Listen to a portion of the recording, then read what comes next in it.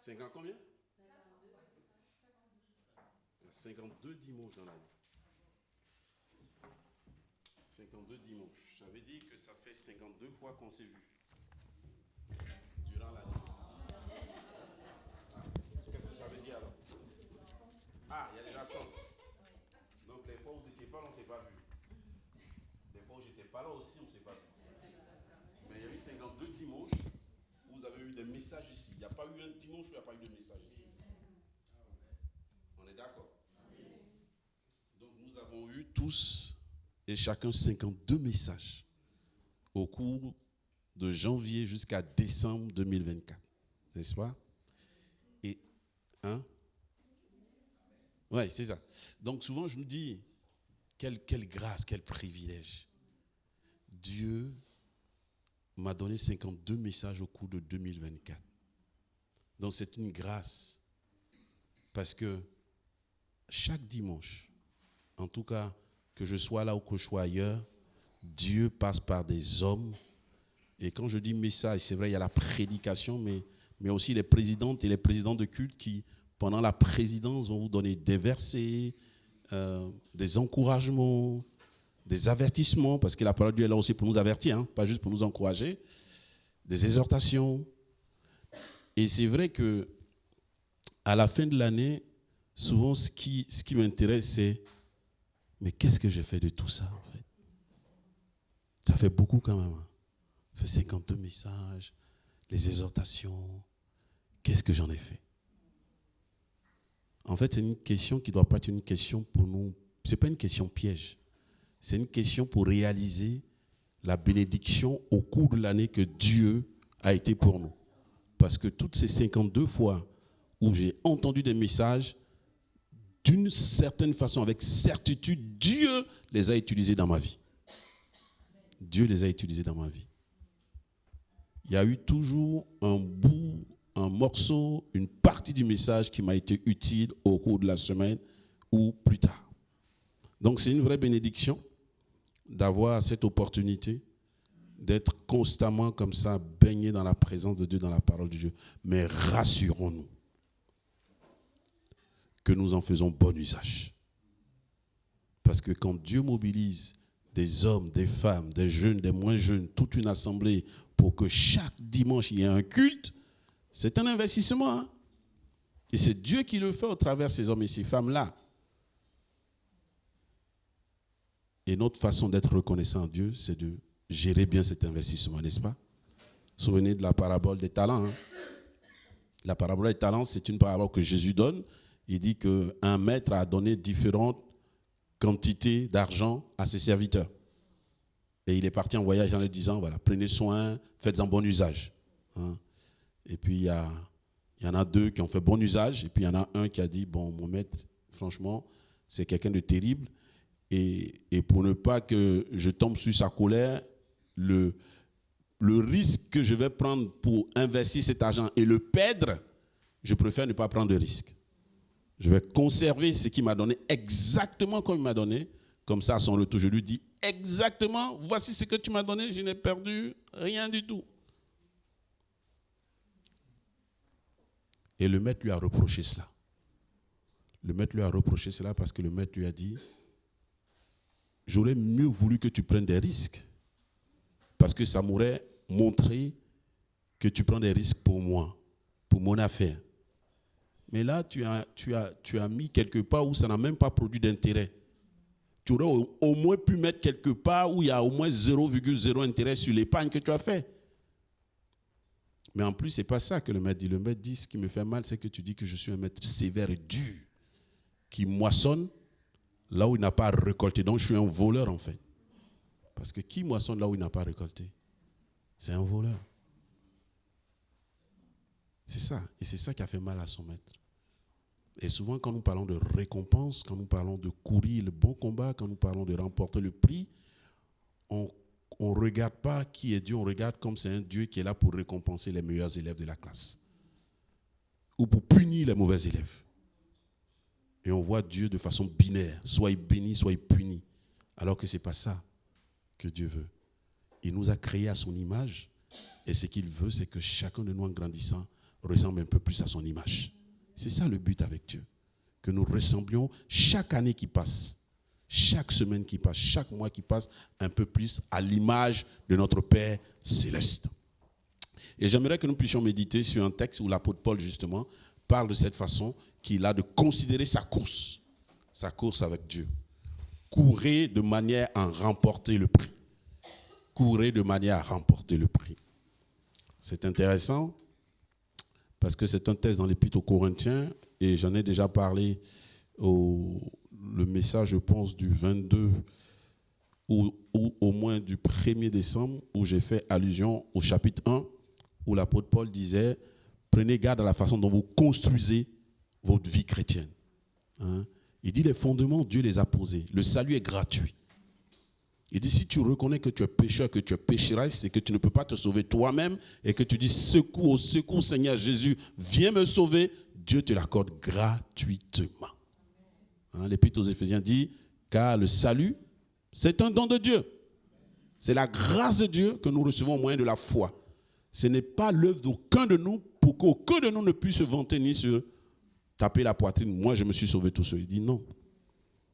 Car tous sont péchés et tous sont privés de la gloire de Dieu. Mais Dieu, c'est lui qui a l'initiative parce qu'il a tant aimé le monde qu'il a donné son Fils unique. Il est toujours dans le mouvement de venir nous chercher, de venir nous toucher, de venir nous sauver. Et il le fait gratuitement. Mais quelqu'un a dit, et c'est vrai, ce qui est gratuit coûte à quelqu'un. C'est gratuit pour nous, mais ça a coûté la vie du Fils de Dieu. Ça a coûté la vie du Fils de Dieu. Je ne sais pas si vous réalisez ce que ça veut dire, mais je pense que oui. Dieu ne meurt pas.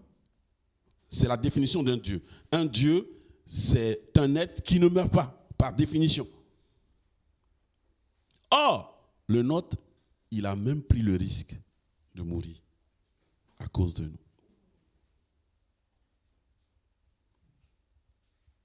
Dieu ne connaît pas la mort.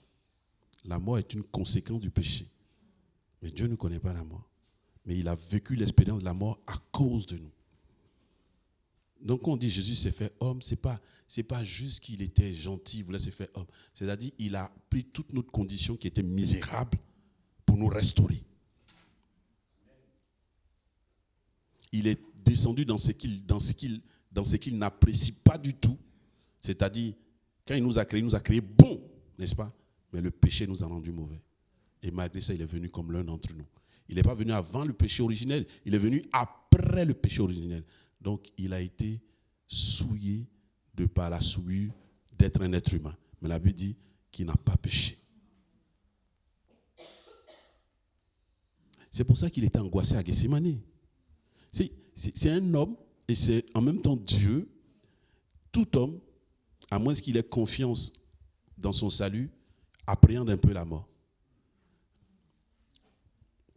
Une missionnaire que vraiment on a appréciée dans la mission biblique et qui a été vraiment une assistante de son père qui était le précurseur de la mission biblique, qui était le pasteur de l'église du Tabernacle et qui a suscité la mission qui allait en Côte d'Ivoire. Elle était jeune à l'époque, elle est devenue grande, elle est devenue mamie, elle a accompagné son père dans cette mission-là. Et puis, au moment où elle sentait la fin venir, elle avait confiance en Dieu, elle savait que son salut était assuré. Mais elle dit, l'expérience de partie là, je ne connais pas, donc ça me fait un peu peur. Mais j'ai l'assurance de mon salut. C'est le comment ça va se passer. C'est ça qui l'a interrogé un peu, parce que ça reste un mystère. Pour ceux qui ont vécu des expériences d'accidents graves, on peut avoir l'idée de ce que c'est.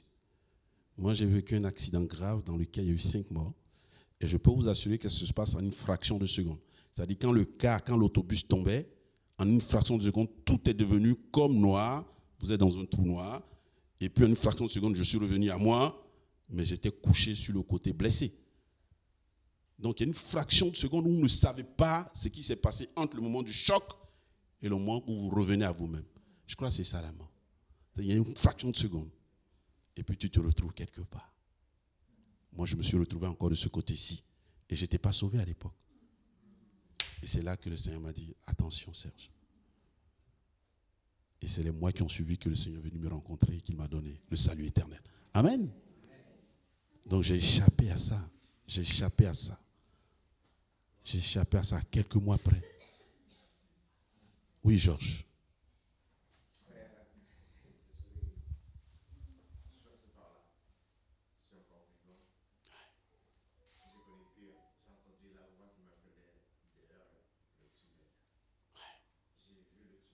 Jésus.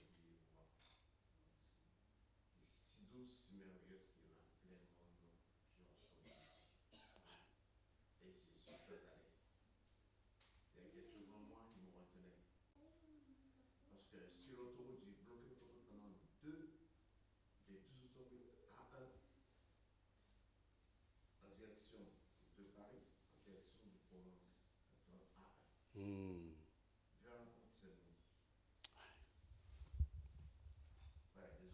Non, il n'y a pas de souci. Ça te parle, ouais.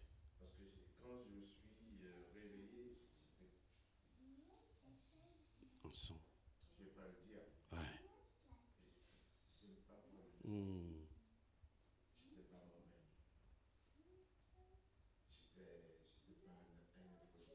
Ouais.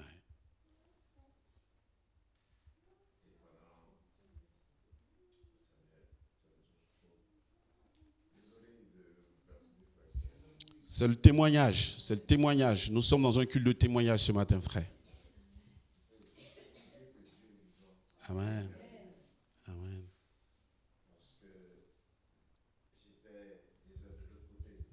Ouais.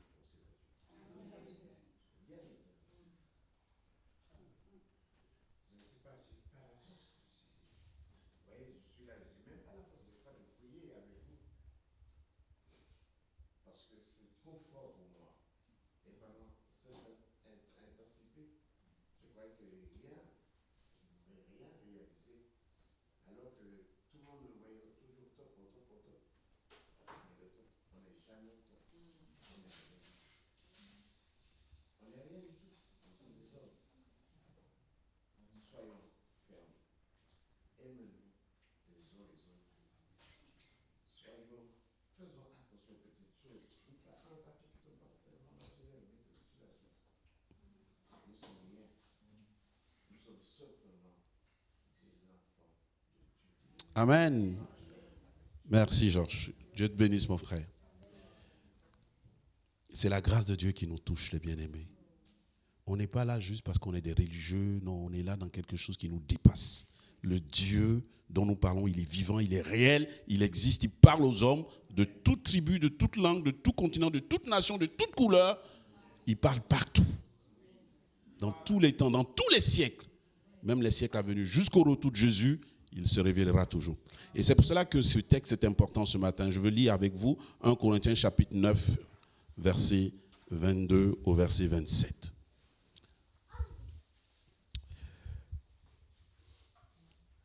Amen.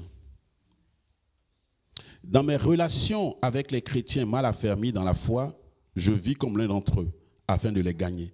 C'est ainsi que je me fais tout à tous, afin d'en conduire au moins quelques-uns au salut par tous les moyens. Or, tout cela, je le fais pour la cause de la bonne nouvelle, pour avoir part avec eux aux bénédictions qu'apporte la bonne nouvelle. Verset 24. Ne savez-vous pas que sur un stade, tous les concurrents courent pour gagner et cependant un seul remporte le prix? Courez comme lui de manière à gagner. Tous les athlètes s'imposent une discipline sévère dans tous les domaines pour recevoir une couronne qui pourtant sera bien vite fanée. Alors que nous aspirons à une couronne qui ne se flétira jamais. C'est pourquoi, si je cours, ce n'est pas à l'aveuglette. Et si je m'exerce à la bosse, ce n'est pas en donnant des coups en l'air. Je traite durement mon corps. Je le maîtrise sévèrement de peur qu'après avoir proclamé la bonne nouvelle aux autres, je ne me trouve moi-même disqualifié. Et c'est l'apôtre Paul qui parle. Celui dont on connaît un peu l'histoire, n'est-ce pas? On sait d'où Dieu l'a tiré, comment Dieu l'a sauvé. Et comment il s'est engagé à 500% pour Dieu. Et pourtant, il dit, je traite durement mon corps, n'est-ce pas? Nous voulons prier le Seigneur pour cela. Nous voulons ce matin laisser Dieu nous parler encore. Vas-y s'il te plaît avec la slide après. Nous allons réfléchir sur quelques versets ce matin. Le verset 22, il dit que son désir, c'est de gagner tous ceux qui ne sont pas encore à Christ, n'est-ce pas? Il parle des chrétiens qu'il est en train d'encourager et il dit qu'il voulait les amener tous à maturité, à la sanctification. Il ne parlait pas de non-chrétiens, puisque là il s'adresse aux Corinthiens, donc il parlait aux chrétiens. Mais il avait encore le désir que ces chrétiens comprennent qu'ils ont besoin de grandir dans le Seigneur. C'est pour ça, il dit, je me suis fait tout à tous. C'est-à-dire, là où il allait, dans les églises, dans les régions où il allait, il se mettait au niveau de ces chrétiens pour faire quoi? Pour les aider à grandir. Et dans cette section que nous lisons, il parle de ceux qui sont faibles, des chrétiens mal affermis. Il dit, je me suis fait avec eux aussi comme quelqu'un d'entre eux. Pour faire quoi? Pour les gagner. Pour que ces chrétiens mal affermis comprennent qu'ils ne peuvent pas rester dans cette position-là. Qu'il faut qu'ils progressent. Mais il dit, je ne leur ai pas dit juste progresser, je me suis mis à leur niveau pour les aider à progresser. Vous savez, c'est un peu comme le train. Le train, vous avez des wagons et vous avez le train de tête. Le train de tête, on l'appelle le leader. C'est lui qui a le moteur. Et si c'est un TGV, les 304 km viennent de lui. Tant que vous n'avez pas le train de tête, le train leader, les autres wagons, ils ne vont pas bouger. Et l'apôtre Paul dit, c'est ce que j'ai fait. Des fois, avec des chrétiens mal affermis, je suis venu me lier à eux comme le train leader, comme le wagon de tête, et je les ai tirés avec moi dans ma direction. Amen. Il dit, c'est ça. Et lui, il s'est fait tout à tous pour toujours aider, quelle que soit la foi ou le niveau des personnes, à les pousser vers le Christ. Cette maturité. Il dit ainsi pour les sauver, pour que Dieu puisse poursuivre son œuvre en eux. Son but, c'était ça, c'était que chaque chrétien puisse laisser l'opportunité à Dieu de continuer de faire son œuvre en lui. Laissons l'opportunité à Dieu de faire son œuvre en nous. Ne nous contentons pas des niveaux là où nous sommes. L'apôtre Paul dit, je me suis fait tout à tous pour en gagner, pour pousser, pour attirer, pour montrer que c'est possible. Ce qui est impossible aux hommes est possible à Dieu. Car rien n'est impossible à Dieu. Et c'est pour ça qu'il a dit, il est avantageux pour vous que je m'en aille pour que le Saint-Esprit vienne. Parce que quand il sera venu, il vous donnera la force nécessaire de faire des progrès, d'avancer et de ressembler à votre frère aîné, Jésus-Christ. Et c'est l'une des raisons pour lesquelles Christ vient, le Fils vient en chair aussi, pour nous montrer le modèle. Dans cette culture, l'aîné était la personne sur laquelle on construisait l'éducation. Et on demandait aux uns aux autres de se construire derrière l'aîné. Donc c'était une grosse responsabilité. Et lui, Jésus, c'est notre frère aîné. C'est lui que nous devons suivre. Il nous a montré le chemin. Et c'est lui qui a dit, je sais que ce n'est pas facile pour vous, mais c'est pour ça que je vais faire venir le Saint-Esprit. Je ne vous laisserai pas orphelins. Et depuis la Pentecôte, le Saint-Esprit est bel et bien là pour nous donner la force nécessaire d'être régénérés, c'est-à-dire nés de nouveau, mais pour nous booster aussi à nous sanctifier et à grandir à maturité. Il dit, c'est ce que j'ai fait, moi l'apôtre Paul, pour tous ceux de Corinthe. Et donc l'enseignement pour nous, c'est comment, à quel niveau tu es, mon frère? Voilà, 12 mois sont passés. Est-ce que tu as le sentiment que tu as bougé un peu de l'avant vers ta sanctification? Se sanctifier, c'est l'idée de se délaisser chaque jour un peu plus du péché et de se rapprocher chaque jour un peu plus de la sainteté. C'est ça la sanctification. Pour cela, ça veut dire que même si je suis chrétien, je dois identifier là où j'ai encore du mal à vivre comme un chrétien. Ça ne veut pas dire que je ne suis pas chrétien, mais ça veut dire que je sais que là, j'ai encore des efforts. Et c'est là que je dois accentuer mon intercession en demandant à Dieu, viens à mon secours dans ce domaine-là. Et des fois, on ne peut pas s'en sortir tout seul, on a besoin d'aide. Et c'est pour ça que l'apôtre Paul dit, je me suis fait, avec les chrétiens mal affermis, je me suis mis à leur niveau pour les aider. Des fois, on a besoin d'aide. Des fois, on a besoin d'un chrétien plus mature pour nous aider, pour nous encourager, pour prier avec nous. Le piège, des fois, c'est qu'on croit qu'on peut s'en sortir seul. Des fois, on ne peut pas s'en sortir seul. C'est pour ça que le culte de dimanche n'est pas une option. C'est aussi là que Dieu va venir te parler. Donc, quand on vient au culte de dimanche, il faut être ouvert. Dans la louange, dans la présidence du culte, dans les chants, Dieu va dire quelque chose dans ta situation. Et la prédication va venir aussi pour dire quelque chose dans ta situation. Mais il faut la saisir pour y travailler. Parce que Jésus dit, et c'est comme ça que nous, les évangéliques, on regarde un peu les jours de culte, il dit c'est comme la parabole du sémeur. Quand nous sortons du culte là, il y a trop de choses qui se passent. Il dit la première chose c'est l'ennemi. Hein?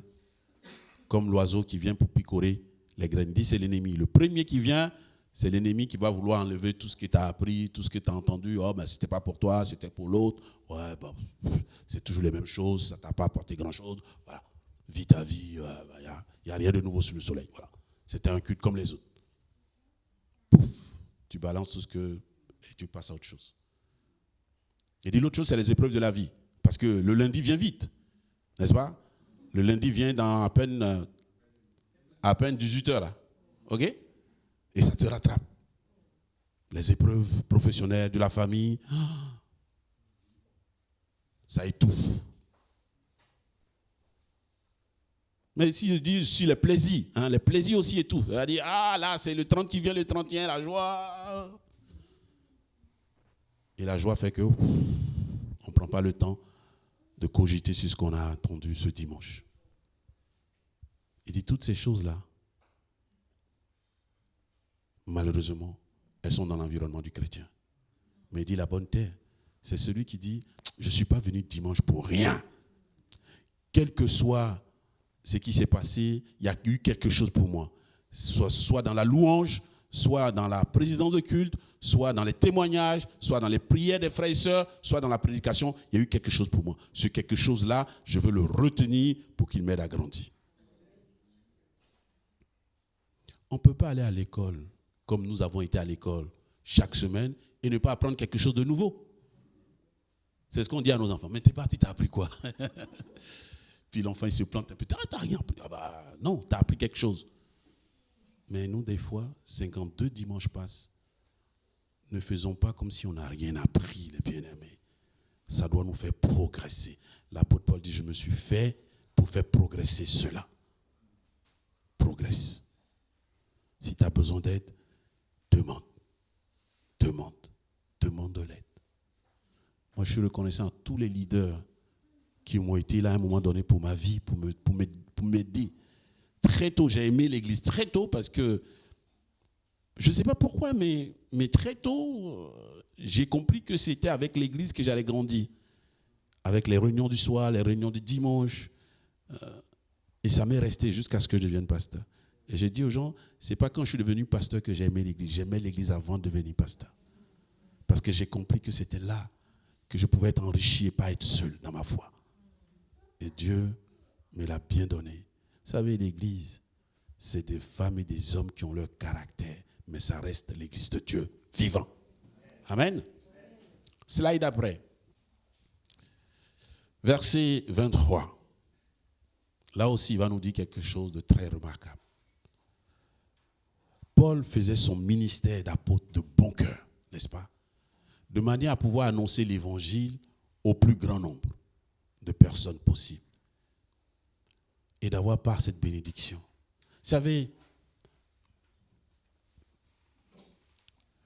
pour tous ceux d'entre nous qui avons été un agent entre les mains de Dieu pour faire venir quelqu'un dans la foi, il y a une bénédiction que vous ne pouvez pas imaginer. C'est-à-dire qu'on a été des acteurs pour faire rentrer quelqu'un dans l'éternité de la bonne façon. Vous comprenez? Nous sommes des êtres éternels. On va être soit éternellement dans l'enfer, soit éternellement dans le paradis. Et nous, là, nous sommes des gens que Dieu va utiliser pour faire rentrer des gens éternellement dans le paradis. C'est une grande bénédiction. D'être un agent, d'être une personne, une femme, un homme, un jeune, un moins jeune, que Dieu va utiliser pour arracher quelqu'un de l'enfer et pour le mettre sur le chemin du paradis, c'est une grande bénédiction. Et c'est ça que l'apôtre Paul dit. Il dit, cette bénédiction, je la veux tellement que je fais tout ce que j'ai à faire en tant qu'évangéliste, apôtre, pour faire rentrer le plus grand nombre dans le paradis. Et nous tous qui sommes convertis, vous savez que notre premier combat, c'est que les gens de notre famille, tous ceux de nos familles connaissent Jésus, n'est-ce pas? C'est ça qui nous brûle, c'est ça qui est dans nos cœurs. Et quand nous parvenons à gagner en gloire à Jésus, et qu'il y en a encore qui ne sont pas dans la foi, on continue d'intercéder, de prier, de parler avec eux pour qu'ils viennent à la foi. C'est ça que l'apôtre Paul dit. Pour récolter joyeusement la moisson de nombreuses âmes gagnées à Christ. Une église comme la nôtre ne se satisfait pas de rester entre nous. Nous, on n'est pas là pour rester entre nous. On est là pour nous encourager, pour aller gagner d'autres. Parce que nous sommes là parce que d'autres nous ont gagnés à Christ. N'est-ce pas? Voilà. Il y a d'autres qui nous ont gagnés à Christ, soit dans nos familles, soit à l'extérieur, et nous voulons que ça continue. Vous savez, un cœur qui est attrapé pour Christ, c'est un danger en moins pour la société. C'est un homme, une femme que Dieu va transformer pour le bien de la société. Donc gagner quelqu'un à Christ, c'est faire du bien même à la société. Parce que c'est réintroduire quelqu'un qui a été changé par Dieu dans la société. C'est ça que ça veut dire. Au-delà du fait de sauver une âme, c'est aussi de faire du bien à la société. Que Dieu nous aide à comprendre cela. L'apôtre Paul nous encourage. C'est ainsi que je me fais tout à tous afin de conduire au moins quelques-uns au salut par tous les moyens. Or, tout cela, je le fais pour la cause de la bonne nouvelle, pour avoir part avec eux aux bénédictions qu'apporte la bonne nouvelle. Gagner un mari à Christ, c'est donner l'opportunité à un couple d'aller un peu mieux. Parce qu'il sera maintenant en Christ avec de nouvelles valeurs. Gagner une épouse à Christ, c'est l'opportunité de donner à un couple d'aller un peu mieux. Parce qu'elle aura maintenant des valeurs en Christ qui va aider son couple. Gagner une maman à Christ, c'est donner l'opportunité à une famille d'avoir une maman avec des valeurs chrétiennes. Vous voyez ce que ça veut dire? C'est puissant. C'est pas juste il faut aller sauver des âmes dans la rue. Non, c'est pas ça. Ça transforme des familles, ça transforme des vies, ça transforme des sociétés. À Séoul, lorsque j'y étais au mois de septembre, il y a un missionnaire qui a témoigné d'une évangélisation très puissante dans une île du Pacifique, une petite île, où l'évangile a gagné tout doucement toute cette île, alors qu'il dit notre plus grande faiblesse, qui était notre joie et qui était une fierté de notre culture, c'était l'alcoolisme. On était reconnus comme ça dans cette île pour être des grands consommateurs d'alcool. On voyait tous les dégâts que ça faisait dans notre culture, mais on était fiers de ça. Vous savez, il y a des cultures comme ça où il y a des choses qui sont perverses, mais qu'on prend ça comme des choses de bien. Il dit, mais quand l'évangile est arrivé dans notre culture, il y a eu un choc, il y a eu des résistances, mais quand l'Esprit de Dieu s'est manifesté, que l'évangélisation a commencé à toucher toutes les familles et que les gens voyaient comment ces familles étaient restaurées, comment l'alcool était loin, comment les relations étaient nouvelles, comment les bagarres s'arrêtaient, comment les familles étaient transformées, ça a continué, et toute l'île a été gagnée à Dieu. Et ça a été un peuple nouveau, transformé par Jésus-Christ, avec de nouvelles mentalités. C'est de ça qu'il s'agit, les bien-aimés. C'est de ça qu'il s'agit. C'est de ça qu'il s'agit. C'est pour ça qu'il dit, voilà, cette joyeuse récompense. Jésus est venu pour ça, pour changer des hommes et des femmes, pour changer des nations, des peuples. Il faut que nous le croyions, il faut que nous le vivions, il faut que nous soyons convaincus nous-mêmes, pour que ça ne s'arrête pas et que nous puissions continuer de le faire. Vas-y, frère. Versets 24 à 25. il dit, il prend deux exemples. Il prend des exemples d'athlètes. Il dit, vous pensez que ceux qui se mettent sur la ligne de départ, là, que ce soit aux Jeux Olympiques, que ce soit aux Jeux d'hiver, tous ceux qui sont dans les sports, qui se mettent sur la ligne de départ, vous pensez qu'il y a un qui dit, je serai dernier? Non. Celui qui dit ça, mais il ne vient pas sur la ligne de départ. OK? Qu'il soit 10, qu'il soit 15, qu'il soit 5, chacun dit, je vais être premier, même s'il connaît ses limites. Mais sinon, ce n'est pas la peine de venir courir si tu sais que tu vas être le dernier. Ah oui. C'est-à-dire, si ta motivation, c'est d'être le dernier, tu n'as même plus de bonne motivation pour venir courir. Ce n'est pas la peine. Il dit, tous ceux qui courent, ils courent comme s'ils vont être les premiers. Mais il y a un seul qui gagne à la fin. Il dit, courir comme pour aller gagner. C'est ça qu'il dit. Ce n'est pas d'être le premier qui compte, mais c'est de courir avec la bonne motivation. Vous connaissez un entraîneur, quand il est en train de motiver ses équipes, il dit, bon, allez-y les frères, allez-y les amis, vous allez perdre ce matin, mais ce n'est pas grave. Je n'en connais pas. J'en connais pas. Un coach comme ça, même le conseil d'administration va le changer, c'est pas possible. Mais comment tu motives les jeunes? C'est quoi ça? Non. Et c'est ça que l'apôtre nous dit. Il dit ça, c'est une intelligence humaine. Humainement, on sait que tous ceux qui compétissent, ils compétissent avec la motivation de gagner. Il dit, mais pourquoi vous les chrétiens, souvent, vous rentrez dans vos vies comme vous êtes des perdants, en fait? Pourquoi vous faites ça? C'est ça qu'il dit. Il dit, moi, je ne fais pas ça. Moi, l'apôtre, ma vie chrétienne et mon ministère, je fais comme si je veux gagner tout pour Christ. Ce n'est pas d'être le premier qui m'intéresse, mais c'est de tout gagner, avoir la bonne motivation. Souvent, entre les deux mi-temps, surtout le football, les coachs, ils font rire. Parce que si vous regardez des épisodes quand ils vont dans les vestiaires pour motiver les troupes, parfois c'est... Et puis quand les gars sortent, ils disent, on dit, mais on ne les a pas. Mais ce n'est pas les mêmes qui étaient là à la première mi-temps, ce n'est plus les mêmes. Puisqu'il a motivé ses troupes. Et même quand ils perdent, il est fier. Il dit, vous êtes battus. Vous avez bien joué. On a perdu avec dignité. Parce que vous n'avez rien lâché. Il dit, faites ça. Votre vie chrétienne, faites-le comme ça. Ayez de bonnes motivations. On a dit à quelqu'un, il faut servir le Seigneur avec zèle. Il faut vivre ta vie avec zèle. Comme ça, tu auras des récompenses au ciel. Il dit, moi, je n'ai pas besoin de récompenses. Moi, même si Dieu me donne un petit dernier tabouret, ça me suffit.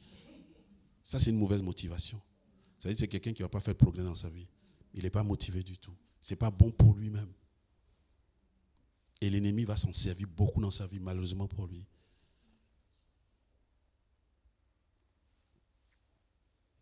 L'apôtre Paul nous dit, ayez la bonne motivation dans votre vie chrétienne. Ayez la bonne motivation dans vos services chrétiens. Quand vous servez Dieu, faites-le avec qualité, faites-le avec détermination, faites-le avec zèle, faites-le avec enthousiasme, faites-le avec... soyez boostés. Dites-vous, si on vient ici, peu importe où tu es, l'église où tu vas, le ministère chrétien où tu vas, si tu n'es pas là, quelqu'un manque à l'appel. C'est ça que ça veut dire.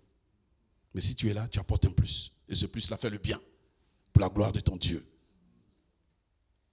C'est pareil pour ta famille. Tu es là, sois là pour ta famille. Fais le bien. Parce que tu apportes un plus à ta famille en tant que chrétien. Sel et lumière. Pour être sel et lumière, ce n'est pas facile. C'est pour ça qu'il prend l'idée de la course, n'est-ce pas? Chaque mouvement de l'apôtre Paul qu'il faisait, c'était dans sa course, c'était calculé pour lui faire remporter le prix. L'apôtre Paul dit que j'ai eu beaucoup de privilèges que j'ai laissés. Pourquoi? Parce que dans des moments précis, ces privilèges-là n'étaient pas un atout. Il dit, quand je suis venu évangéliser votre ville, les Corinthiens, j'ai dû travailler. Alors qu'en principe, les textes disent que vous devez prendre soin de moi. Mais quand j'ai vu votre condition, je me suis dit, eux, ils ont déjà besoin d'aide. Donc je ne veux pas venir être une charge pour eux. Donc j'ai travaillé de mes mains pendant que j'étais votre pasteur. Pour vous montrer que je vous aimais. Il dit, j'ai laissé ce privilège. J'aurais pu l'exiger, mais j'ai laissé de côté. Bien. Des fois, en tant que chrétien dans nos familles, il y a des choses qu'on laisse. Pourquoi? Pour faire progresser nos familles. Il y a des poids qu'on porte sur un certain temps. Parce que c'est nécessaire pour que la famille aille de l'avant. Il y a des épreuves. Et on va voir à la fin du chapitre 10, il va nous le dire, qui viennent. Mais on a besoin de tenir pour que la famille aille de l'avant. C'est ça qu'il dit. Il dit, c'est ce que j'ai fait. Moi, l'apôtre Paul. Et il nous encourage à le faire. Alléluia. Que Dieu nous aide. Pour remporter le prix. Je traite durement mon corps. Je le maîtrise sévèrement. De peur qu'après avoir proclamé la bonne nouvelle aux autres, je ne me trouve moi-même disqualifié. Pourquoi il dit ça? Vas-y à la slide après. Il ne dit pas ça par rapport au salut. Le salut est un don de Dieu. Donc le salut, on ne le perd pas. Hein. Vous pouvez faire tous les débats que vous voulez, théologiques, le salut se perd.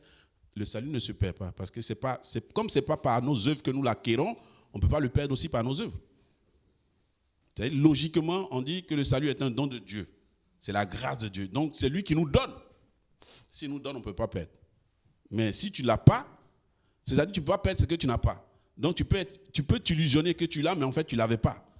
Voilà. Mais quand tu l'as là, tu ne peux pas le perdre. Jésus dit dans Jean chapitre 10, il dit, ceux que tu m'as donnés, je les garde dans mes mains et personne ne peut les arracher de mes mains. Personne. Il dit personne. Je suis le bon berger. Mes brebis entendent ma voix et elles me suivent. Il dit, je suis la porte de l'enclos. Je ne suis pas un voleur, je ne suis pas un mercenaire. Mes brebis, elles rentrent par la porte. Voilà. Il dit, elles reconnaissent ma voix. Donc c'est une assurance. J'ai l'assurance de mon salut. C'est une assurance. Elle ne dépend pas de nous. Elle dépend de Dieu qui nous l'a acquis une fois pour toutes. Donc ce salut, on ne peut pas le perdre. Okay? Par contre, l'apôtre Paul avait peur de quelque chose. C'était d'être disqualifié dans son service. L'apôtre Paul, il est lucide. Hein?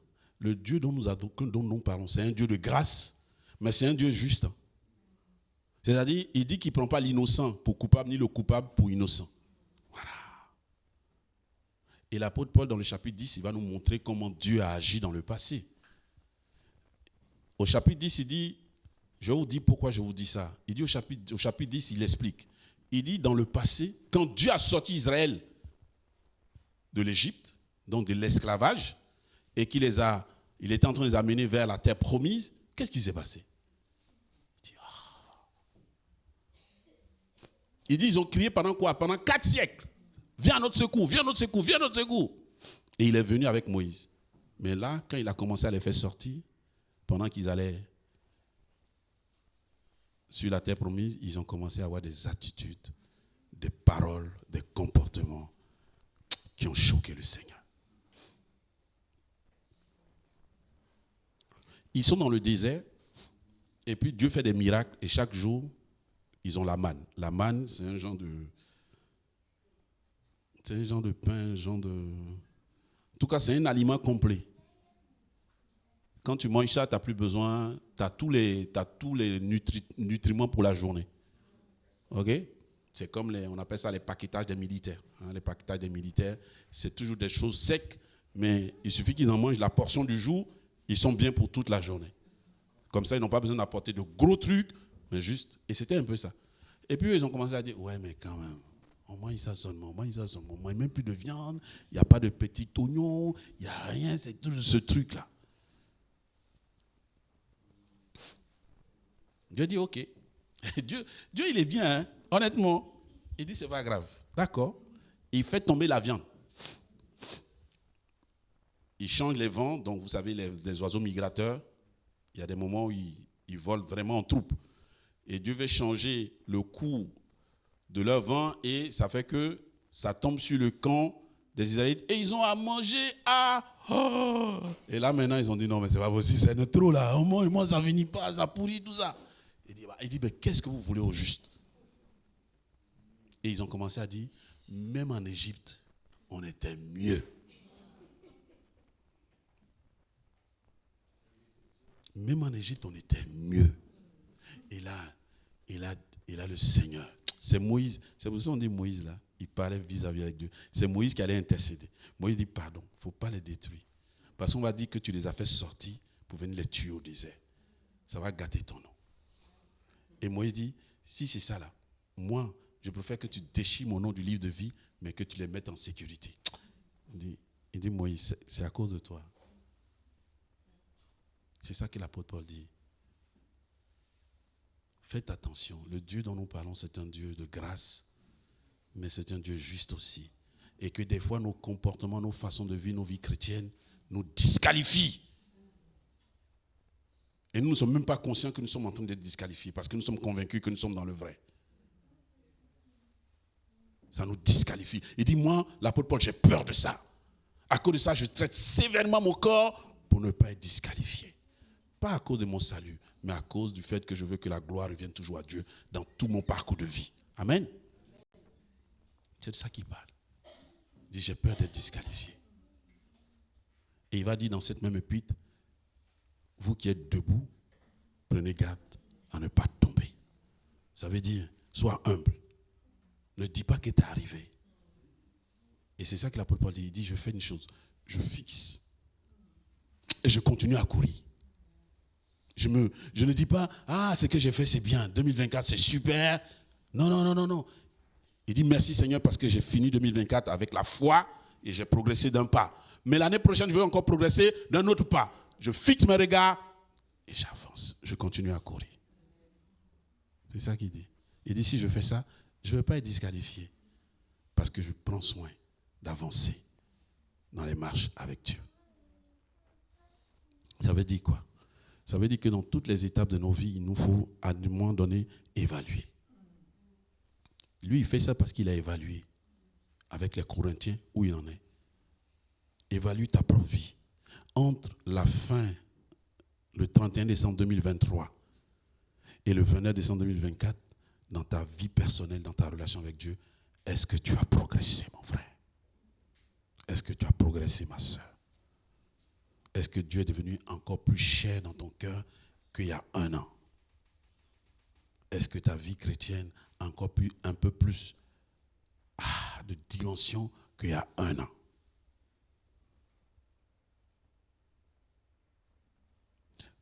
Au niveau familial, faites pareil. Au niveau relationnel, faites pareil. Au niveau professionnel, faites pareil. Évaluez. En ne vous culpabilisant pas, mais en disant, je fais ça pour progresser. Parce que mon Dieu veut que je progresse. Il dit, courez de manière à remporter le prix, avec la bonne motivation. Ok? C'est de ça qu'il s'agit. C'est de ça qu'il s'agit, que Dieu nous aide.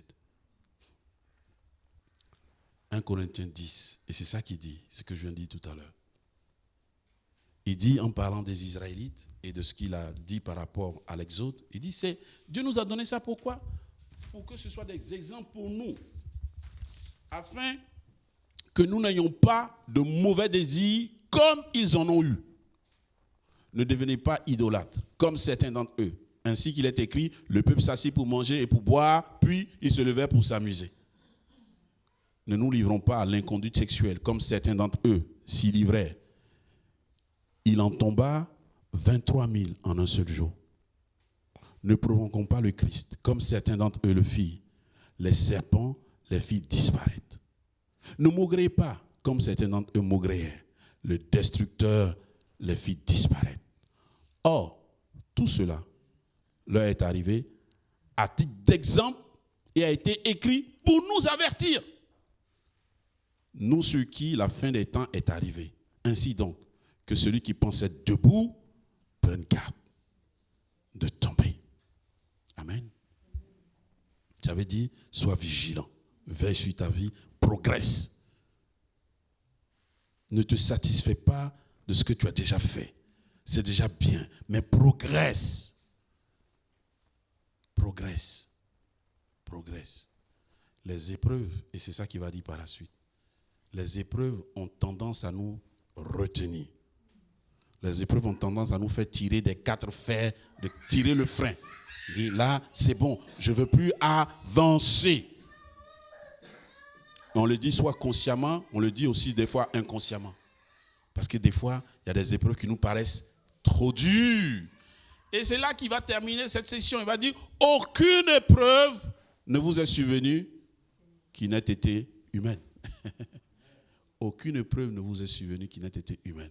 Or, Dieu est digne de confiance. Il ne permettra pas que vous soyez mis à l'épreuve au-delà de vos forces. Avec l'épreuve, il ménagera aussi une issue pour que vous puissiez la supporter. Et c'est l'apôtre Paul qui parle. Il parle avec expérience. Il sait de quoi il parle. Parce que dans 2 Corinthiens, il va expliquer toutes les épreuves qu'il a vécues. C'est le gars, il allait évangéliser à Thessalonique. On l'a lapidé à mort. Il est couché. Il est comme mort. Les frères viennent le soulever, le soigner. Dès qu'il est rétabli, ils font s'évangéliser dans une autre ville. Tu dis, mais il est fou ce type. Donc il sait de quoi il parle. Il dit, combien de fois je n'ai pas été affamé? Combien de fois? Il dit, combien de fois j'étais sur un bateau, j'ai failli faire naufrage. J'ai été piqué par des serpents mortels. Dans des villes, on m'a attrapé, on m'a emprisonné, on m'a battu de fouet. Alors que je n'ai ni menti, ni volé. J'ai proclamé juste l'évangile de Jésus-Christ. Et j'ai subi tout ça. Il dit, pour certains, nous sommes comme une odeur de mort, mais pour d'autres, nous sommes une odeur de vie. Alléluia. Il dit, car l'amour de Christ nous étreint. Il dit, c'est du même amour que je vous étreins aussi. Bien-aimés, que Dieu nous aide. Ne tirons pas des 4 fers pour arrêter notre marche chrétienne. Non, non, non. Courons de manière à remporter le prix avec la bonne motivation. Si tu t'es assis, lève-toi. Lève-toi. Il dit, ils se sont assis pour manger, pour boire, puis ils se sont amusés. Et là, c'est parti en vrille. Parce qu'ils étaient ivres. Ils ont fait quoi? Vous vous souvenez? Ils ont fait le veau d'or. Ah, Moïse, il est parti il y a longtemps. On ne sait même pas s'il est vivant. Il nous a amenés ici pour nous abandonner. On va faire comme tous les autres. Les autres aussi, leur Dieu, là, ils le voient visiblement. Donc nous, on va faire aussi un Dieu qu'on voit. Ils ont fait un veau en or. Ils ont commencé à l'adorer. Oh, sacrilège. Sacrilège. C'est ça l'épreuve. L'épreuve, c'est le moment où on a l'impression que Dieu n'est plus présent. Que sa présence est devenue tellement fade, tellement... Il y a un vide qui est là. On a l'impression que nos prières ne montent plus, on n'est plus motivé. Rien ne nous parle en fait, on est vide. C'est ça qu'ils ont vécu dans le désert, puisqu'ils ne voyaient plus Moïse. Ils étaient un peu désemparés. Et au lieu de rester concentrés, ils se sont dispersés. Reste concentré, ma soeur. Reste concentré, mon frère. Reste concentré sur l'objectif. Marcher à la suite de ton grand frère. Il s'appelle Jésus-Christ. Amen. L'apôtre Paul dit, je sais qui m'a appelé. C'est le Christ qui m'a appelé. Il dit, je sais à quoi il m'a appelé. C'est de vivre une vie qui est remplie de bonnes œuvres qu'il a prévues d'avance afin que je les pratique. Vis ces bonnes œuvres-là dans ta vie personnelle. Vis ces bonnes œuvres dans ta famille. Vis ces bonnes œuvres dans ton travail. Vis ces bonnes œuvres dans ton église. Engage-toi pour ton Seigneur dans tous ces niveaux. Si tu es une mère, continue d'être une bonne mère chrétienne au nom de Jésus. Si tu es un père, continue d'être un bon père chrétien dans le sens que Jésus nous a indiqué. Si tu es un mari, si tu es une épouse, si tu es un enfant, si tu es un jeune, que Dieu nous aide. Courez de manière à en rapporter le prix. Si l'épreuve t'a atteint, c'est que tu es dans la bonne direction. C'est ça, hein? Si l'épreuve t'a atteint, c'est que tu es dans la bonne direction. Au début, je n'aimais pas cette expression d'un certain pasteur, de certains missionnaires. Il dit à un chrétien, plus il s'engage, plus il va trouver des épreuves. Je dis, mais pourquoi? Dieu est avec nous, pourquoi vous voulez forcément que plus on s'engage, plus on trouve des épreuves? Pour moi, ce n'était pas logique. Mais ils n'ont pas eu tort. Mais ils ont raison. Parce que plus on avance, plus l'ennemi il voit nos compétences, il voit la lumière qui luit sur nous, il veut l'éteindre. Mais il est vaincu au nom de Jésus. On dit, stratégiquement, quand tu veux déstabiliser une armée, tu ne cherches pas les plus faibles, parce qu'ils sont déjà faibles. Tu cherches ceux qui sont devant. Parce que eux, si tu les fais à terre, les autres vont être démotivés. C'est ça. Quand tu atteins les vaillants, les moins courageux vont dire, même si lui, il a été atteint, qu'est-ce que nous, on va pouvoir faire? Ça les démotive. C'est pour ça l'ennemi, il cherche à faire coucher tous ceux d'entre nous qui aiment servir Dieu. C'est pour ça, plus on avance dans notre engagement avec Dieu, plus les épreuves, elles viennent. Mais le texte dit quoi? Le texte dit quoi? 1 Corinthiens 10, verset 13. Aucune épreuve ne vous est survenue qui n'ait été humaine. Or, Dieu est digne de confiance. Il dit, ne perds pas ta confiance en ton Dieu, même au cœur de l'épreuve. C'est le même. Et en plus, il dit, il ne permettra pas que vous soyez mis à l'épreuve au-delà de vos forces. C'est lui qui limite toutes les épreuves. Même si elle te paraît comme ça, lui, il a déjà limité cette épreuve pour toi. Et il dit, avec l'épreuve, il ménagera aussi une issue pour que vous puissiez la supporter. C'est terrible, hein? Moi, je pensais qu'il allait dire pour que vous puissiez vous en sortir. Il dit pas ça. Il dit pour que vous puissiez la supporter. Parce que Dieu aime que ses enfants remportent des victoires. C'est ce qu'il a fait avec Job. C'est terrible, hein? Nous, on a étudié Job pendant 2 ans, hein, au groupe d'hommes. Vous savez, quand vous étudiez un texte, vous pensez que vous l'étudiez juste pour l'étudier. Mais souvent, Dieu vous donne parce que vous allez traverser des épreuves, pour vous préparer. Et Job, il a été sérieusement cogné par l'épreuve. Mais à la fin, Dieu était fier de Job. Dieu était fier de lui au début et Dieu était fier de lui à la fin. Remporter le prix, c'est ça que ça veut dire. Dieu veut être fier de toi, ma soeur. Dieu veut être fier de toi, mon frère. Parce que tu es son enfant, tu es son fils, tu es sa fille. Il nous appelle ses bien-aimés. Nous sommes les bien-aimés de Dieu, n'est-ce pas? Il prend soin de nous. Que cette année encore, il t'a montré sa fidélité, n'est-ce pas? L'année arrive à son terme, tu es là. Vivant. Malgré les épreuves, tu es là. Donc il a tenu sa promesse. Il a été là pour toi. Il sera toujours là pour toi. Il sera toujours là pour toi. Je voudrais que nous puissions prier. Je vais vous demander de vous tenir debout, on va prier le Seigneur. Dieu de gloire, alléluia. Nous te bénisse, Seigneur notre Dieu. Tenez-vous debout, bien-aimés. Tenez-vous debout, s'il vous plaît.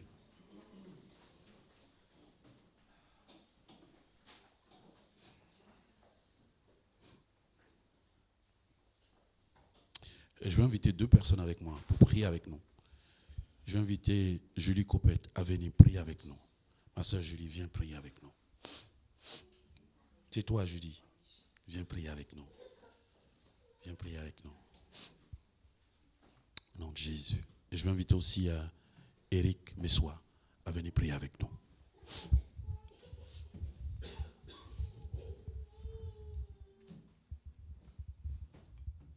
Oui, Seigneur Jésus, nous voici ce matin, tels que nous sommes, fatigués, mais chaque jour, Seigneur Jésus, tu nous relèves. Mon Dieu, tu as entendu, Seigneur Jésus. Même si nous avons des difficultés dans ta parole, nous devons toujours, Seigneur Jésus, avoir le regard sur toi. Nous devons te prier. Tu as dit, priez sans cesse. Voilà pourquoi, Seigneur Jésus, chaque jour, Seigneur Jésus, même si nous avons des problèmes, c'est à ce moment-là, nous devons nous prier. Nous ne devons pas regarder en arrière. Qu'est-ce que tu as dit encore? Priez, Seigneur. Priez sans cesse. Mon Dieu, tu vois, l'année se termine. Ouais. Tu connais, Seigneur, nos problèmes. Mais, Seigneur Jésus, tu nous as toujours accompagnés. Toujours accompagnés. L'Éternel, tu es vivant. Nous devons compter sur toi chaque jour pour tout ce que tu as fait pour nous durant cette année, Seigneur Jésus. Mon Dieu, nous devons toujours regarder, Seigneur Jésus. Là, tu as dit, Seigneur Jésus, tu vas toujours être avec nous, dans les bons comme dans les mauvais jours, Seigneur Jésus. Oh mon Dieu, tu connais mon cœur, tu connais ma vie, tu connais ma santé. Mais Seigneur Jésus, tu m'as relevé. Amen. Chaque jour, Seigneur Jésus, je te demande, Seigneur Jésus, aide-moi. Et Seigneur Jésus, j'ai confiance en toi. J'ai confiance en toi. J'ai confiance en toi et j'ai l'assurance parce que tu ne vas jamais me laisser tomber, Seigneur Jésus. Tous les jours, Seigneur Jésus, tu m'accompagnes. Je suis malade, mais Seigneur Jésus, je peux compter sur toi. Que soit, Seigneur Jésus, ce que j'ai dans mon travail, où je suis, Seigneur Jésus, j'ai confiance en toi. Voilà pourquoi, Seigneur Jésus, tu as entendu le message ce matin. Tu as entendu ce beau message, Seigneur Jésus. Seigneur, merci encore. Je te remercie, Seigneur Jésus, pour tous mes frères et sœurs. Tous mes frères et sœurs qu'il a avec nous. Les jeunes, Seigneur Jésus, les enfants. Accompagne-les chaque jour avec l'année qui se termine et la nouvelle année. Donne-nous du zèle, Seigneur Jésus, afin que nous puissions continuer dans le droit chemin, Seigneur Jésus, afin que nous puissions lever nos yeux vers toi. Mon Dieu, je te prie en ton nom. Amen. Amen. Amen. Merci Seigneur.